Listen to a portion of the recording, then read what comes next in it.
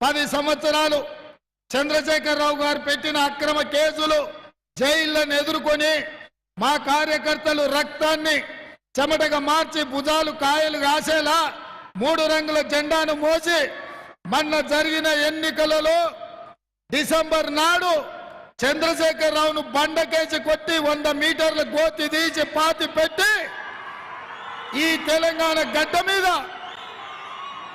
ఇందిరమ్మ రాజ్యం ప్రజా పాలనను తీసుకొచ్చింది. ఆనాడు జరిగిన ఎన్నికల్లో మన విజయం ఫైనల్ కాదు. ఆనాడు చంద్రశేఖరరావును సెమీఫైనల్స్ లో మనం ఓడించినాం. 10 ఏళ్లు మనల్ని పట్టి పీడించి మనకు అన్యాయం చేసి అక్రమ కేసులు పెట్టి మన ఆస్తులు గుంజుకొని మన కార్యకర్తల ప్రాణాలు బలిగొన్న చంద్రశేఖరరావును ఆనాడు బొందబెట్టినాం. మళ్ళీ 4 నెలలు తిరిగే లోపలనే మళ్ళీ ఎన్నికలు వచ్చినాయి.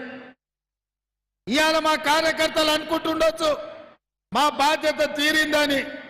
తీరలేదు మిత్రులారా, మీ బాధ్యత పెరిగింది. ఈ బరువును మొయ్యాల్సింది మీరే. ఇప్పుడు ఆడబోతున్న ఆట ఫైనల్స్.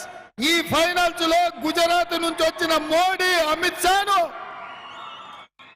ఈ ఫైనల్స్ లో మనం ఢీ కొట్టబోతున్నాం.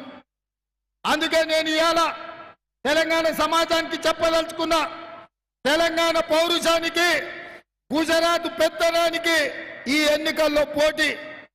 నిన్నమన్నా నేను కొన్ని అంశాలు ప్రస్తావించిన. 10 సంవత్సరాలు ప్రధాన